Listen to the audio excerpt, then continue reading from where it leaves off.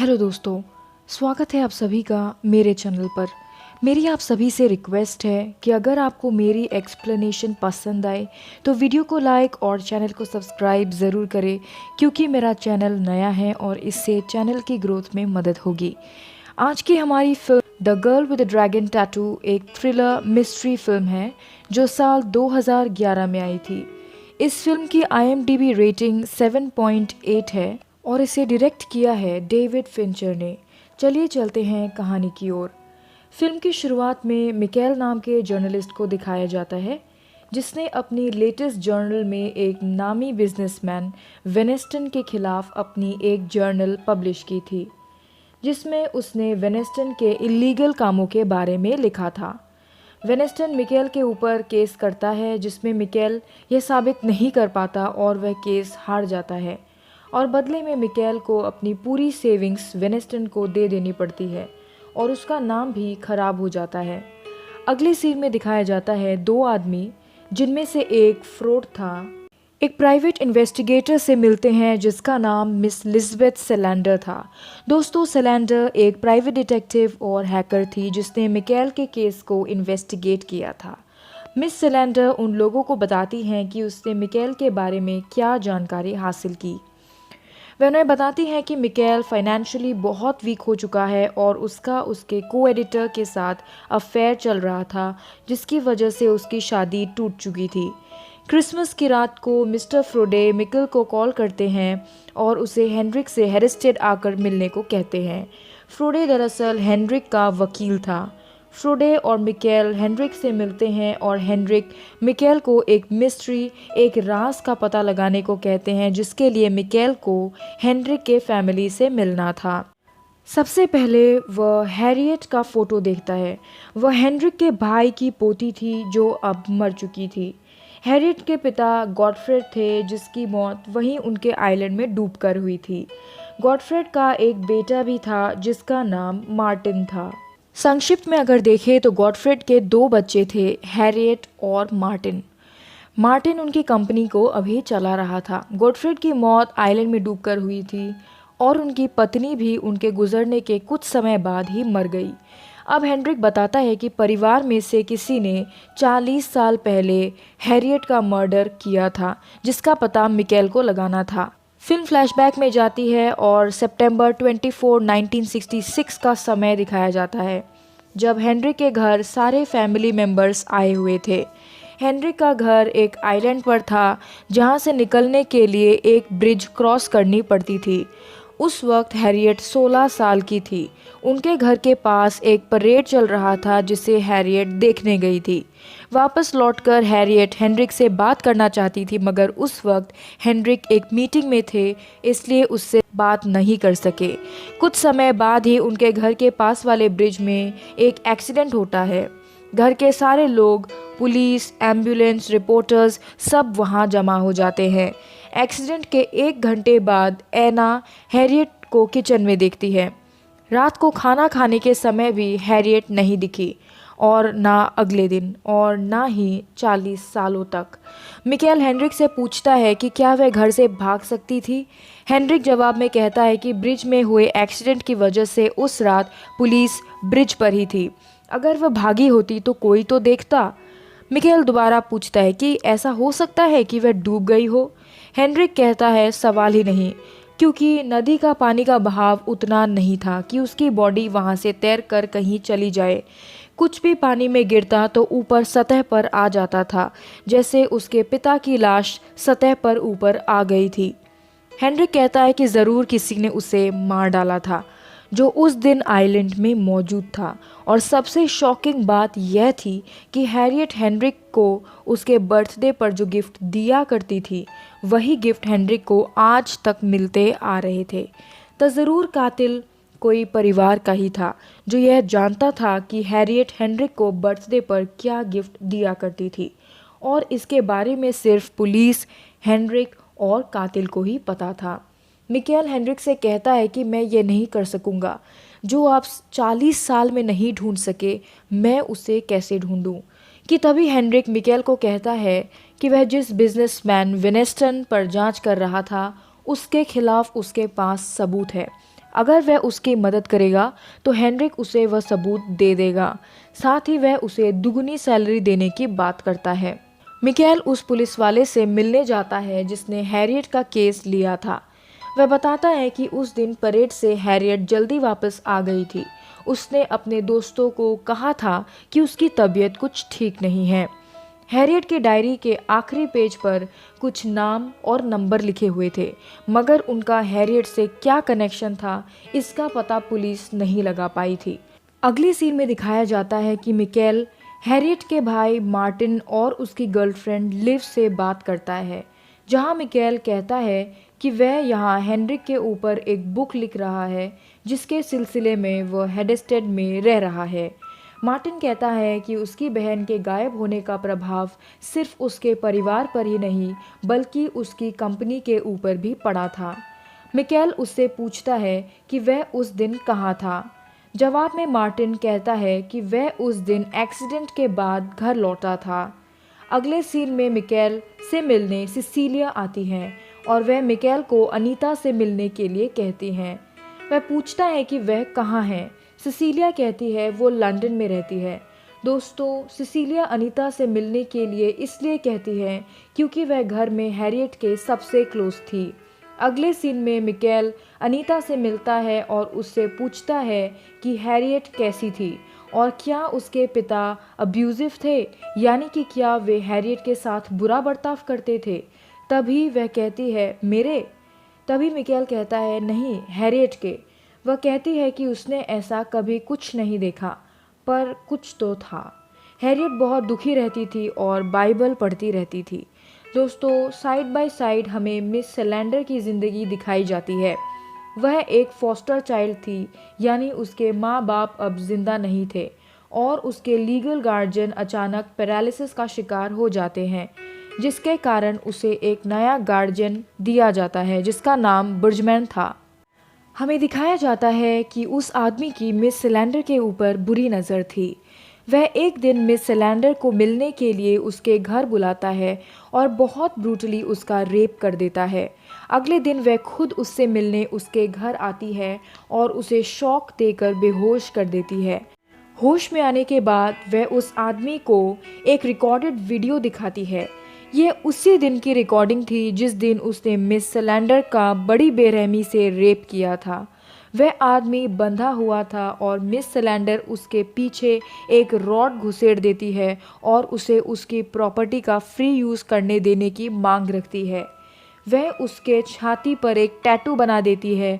उसमें वह I am a rapist pig लिखती है और उस रॉड को लात मार मार कर उसके अंदर डाल देती है। वह उससे कहती है कि तुमने अगर मुझसे दोबारा कांटेक्ट किया तो यह वीडियो वायरल हो जाएगा। दूसरी ओर मिकेल को उस दिन के परेड के कुछ फोटोज़ मिलते हैं जिन्हें गौर से देखने पर उसे एक बहुत अहम बात मालूम चलती है। मिकेल से मिलने उसके बेटी नीला आती है और दीवार पर टंगी उन नाम और नंबर्स को देखकर वह उसे कहती है कि यह बाइबल के वर्सेस थे। मिकेल उन्हें बाइबल की मदद से सुलझाने की कोशिश करता है। उसे डायरी की आखिरी पेज में आरजे लिखा मिलता है, जिसे बाइबल के वर्सेस से मिलाकर देखने के बाद उसे पता चलता है कि एक पापी को सर और उसके पुर्जे काटकर उसे जलाकर मारने की बात लिखी होती है। वह उस पुलिस वाले को फ़ोन करता है जिसने उसे वह डायरी दी थी। वह मिकेल को बताता है कि रेबेका जॉनसन को भी उसका सर काटकर उसके पुर्जे निकालकर जलाकर मार दिया गया था।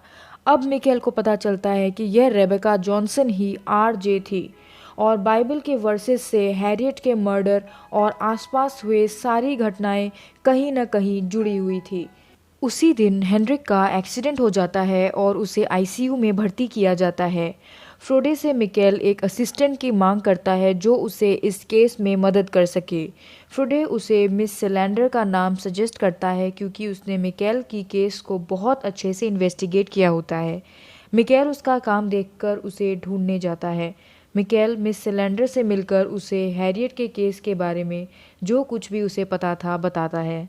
दूसरी तरफ दिखाया जाता है कि मिस सैलेंडर पुलिस से रेबेका जॉनसन और वैसे ही हुए उसी तरीके से किए गए मर्डर्स के बारे में जानकारी लेने जाती है। मिस सैलेंडर मिकेल को बताती है कि यह मर्डर्स किसी सीरियल किलर ने किए थे और हैरियट की डायरी में उन्हें विक्टिम्स के नाम के पहले अक्षर के सामने बाइबल का वर्सेस का नंबर लिखा हुआ था। इसका मतलब था कि हैरियट भी इसको ढूंढ रही थी। अगली सुबह मिकेल की बिल्ली घर के बाहर मरी हुई मिलती है। उसका सर कटा हुआ था और उसके पाँव भी कटे हुए थे। जब मिस सैलेंडर परेड के दिन के फोटोज़ को देखती है, वह मिकेल को एक तस्वीर में एक लड़की दिखाती है जो उस दिन फ़ोटोज़ खींच रही थी। कोई जानकारी मिले यह सोचकर मिकेल उस औरत के घर जाता है और उस दिन के सारे फ़ोटोज़ की कॉपी बनाकर लाता है। वह छानबीन करने आइलैंड के एक पुराने घर में जाता है जहां उसे कुछ खास नहीं मिलता, मगर अचानक से कोई उस पर गोली चलाता है। वह भागने में कामयाब हो जाता है। दूसरी तरफ हम मिस सैलेंडर को हेनरिक के घर के बाहर बहुत सारे सीसीटीवी कैमरास लगाते हुए देखते हैं।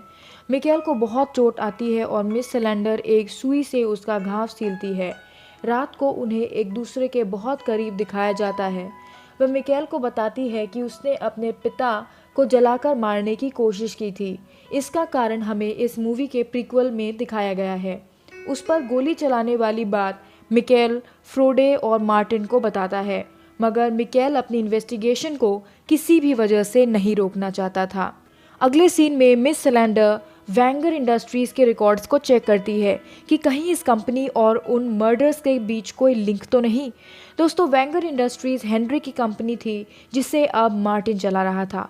उसे पता चलता है कि गॉडफ्रेड, जो कि मार्टिन का पिता था, उसी ने ये सब को मारा था। लेकिन चौंकाने वाली बात यह थी कि उसके मरने के कुछ साल बाद भी और मर्डर्स हुए, मगर इनके पीछे किसका हाथ था, यह अब भी एक सवाल था। दूसरी तरफ मिकेल को पता लगता है कि मार्टिन ने उसे झूठ कहा था कि हैरियट के मर्डर वाले दिन वह देर से आया और एक्सीडेंट के बाद आया था। उसे उस औरत के घर से लाए हुए फ़ोटोज़ में मार्टिन दिखता है। उसे अब पता चल गया था कि मार्टिन ने ही हैरियट का मर्डर किया था। और दूसरी तरफ दिखाते हैं कि मिस सैलेंडर को भी कंपनी के रिकॉर्ड से मार्टिन पर शक होता है। मिकेल मार्टिन के घर जाता है और देखता है कि वहाँ कोई नहीं था कि तभी मार्टिन आ जाता है। मिकेल जैसे तैसे करके घर से बाहर निकल पाता है कि तभी अंधेरा होने के कारण वह एक गड्ढे में गिर जाता है और किसी के गिरने की आवाज़ सुनकर मार्टिन वहाँ आ जाता है और मिकेल को देख लेता है। मिकेल उसे बहाना मारता है कि वह उसी के पास आ रहा था और अंधेरे की वजह से वह गिर गया। मार्टिन उसे घर के अंदर बुलाता है। मार्टिन को उस पर शक होता है और वह मिकेल को बंदी बना लेता है और उसे उसी के घर के नीचे एक खुफिया रास्ते से एक कमरे में ले जाता है। वहाँ वह मिकेल के ऊपर एक गैस छोड़ देता है जिससे मिकेल बेहोश हो जाता है। अब मार्टिन उसे रस्सियों से बांध देता है और एक कैमरा से रिकॉर्डिंग करता है। वह स्वीकार करता है कि उसी ने मिकेल के ऊपर गोली चलाई थी, पर वह बच गया। दूसरी तरफ मिस सैलेंडर घर पहुंचकर देखती हैं कि मिकेल वहां नहीं है और उसे उसके लैपटॉप पर दिखता है कि वह मार्टिन के फ़ोटोज़ देख रहा था और उसे अब पता था कि मिकेल कहाँ गया होगा। मार्टिन स्वीकार करता है कि उसके पिता गॉडफ्रेड मर्डर किया करते थे और उसके बाद मार्टिन ने खुद मर्डर करना शुरू कर दिया, मगर उसने हैरियट का मर्डर नहीं किया। वह मिकेल के सर पर पॉलीथीन डाल देता है और उसे मारने वाला था कि तभी मिस सैलेंडर वहां आकर मार्टिन के सर पर एक रॉड से मारती है और मार्टिन ज़मीन पर गिर जाता है। फिर वह मिकेल के ऊपर से पॉलीथीन हटाती है और वहीं पड़े गन को लेकर मार्टिन को मारने जाती है, मगर मार्टिन वहां से गाड़ी लेकर भाग जाता है और मिस सैलेंडर भी उसका पीछा करती है। और हम देखते हैं कि मार्टिन की गाड़ी का एक्सीडेंट हो जाता है और वह मर जाता है। हैरियट के कुछ वस्त्रहीन तस्वीरें उन्हें उसी कमरे से मिलते हैं। मिकेल कहता है कि उसका मर्डर मार्टिन ने नहीं किया। उसका पिता नहीं मार सकता क्योंकि वह 1 साल पहले ही मर गया था, पर हो सकता है कि वह यहाँ से भाग गई हो। क्या पता वह अभी भी जिंदा हो। और अगर हम सही सोच रहे हैं तो इस पूरे परिवार में सिर्फ एक इंसान को ही इसका पता हो सकता था और वह थी अनीता। वे अनीता तक ये खबर पहुंचाते हैं कि मार्टिन मर चुका है। मिस सैलेंडर अनीता के सेल फोन और लैपटॉप को हैक करके रखती है क्योंकि उन्हें पता था कि अनीता ज़रूर हैरियट को कॉल करके ये खबर देगी, मगर वह किसी को भी कॉल नहीं करती। इस पर मिस सैलेंडर कहती हैं कि ऐसा इसलिए हुआ क्योंकि हैरियट मर चुकी है। अगले दिन मिकेल अनीता के पास जाकर मार्टिन के बारे में सब कुछ बताता है और उसे हैरियट बुलाता है। जी हाँ दोस्तों, जिस लड़की के मर्डर के केस को लोग 40 साल से सॉल्व नहीं कर पाए थे, वो दरअसल जिंदा थी और उसने अनीता की आइडेंटिटी ले ली थी। अनीता और उसके हस्बैंड 20 साल पहले एक कार एक्सीडेंट में मारे गए। वो मिकेल को बताती है कि वह वहाँ से भागी क्योंकि उसके पिता उसका रेप करते थे और उसके पिता के मरने के बाद मार्टिन उसका रेप करने लगा। उसने यह बात अपनी माँ को भी बताई।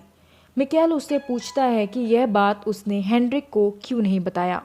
तब वह कहती है कि एक दिन उसके पिता शराब के नशे में उसे मारने वाले थे और उसने उसे मारकर नदी में फेंक दिया, मगर यह सब मार्टिन ने देख लिया और उसके बाद से ही वह उसका रेप करने लगा। इस बात से वह बहुत डर गई थी और इसीलिए उसने किसी को भी कुछ नहीं बताया था। वहाँ से भागने में अनीता ने उसकी मदद की। वह उसे अपनी गाड़ी की डिक्की में डालकर उसे वहाँ से ले आई। दोस्तों, इसलिए जब मिकेल अनीता से पूछता है कि उसके पिता कैसे थे, वो पूछती है मेरे, क्योंकि वह ही हैरियट थी। अब मिकेल हैरियट को हेनरिक से मिलवाते हैं और बदले में हेनरिक मिकेल को वेनिस्टन के खिलाफ सबूत दे देता है, मगर वह कुछ खास नहीं थे। आखिर में मिकेल को वेनिस्टन के खिलाफ सबूत मिस सेलेंडर देती है, जिसे इस फिल्म में the girl with the dragon tattoo कहा गया है।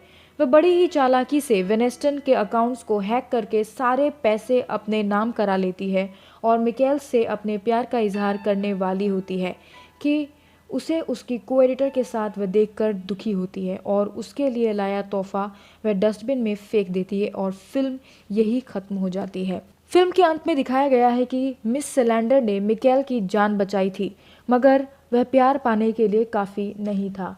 इस फिल्म में महिलाओं पर हुए अत्याचार को भी बेहतरीन ढंग से फिल्म किया गया है। हम देखते हैं कि कैसे एक पिता और एक भाई के अत्याचार से बचने के लिए एक लड़की को एक दूसरी पहचान के साथ पूरी ज़िंदगी बितानी पड़ी। आशा है आपको एक्सप्लेनेशन पसंद आई होगी। अगर हाँ, तो वीडियो को लाइक और चैनल को सब्सक्राइब करके हमें सपोर्ट करें।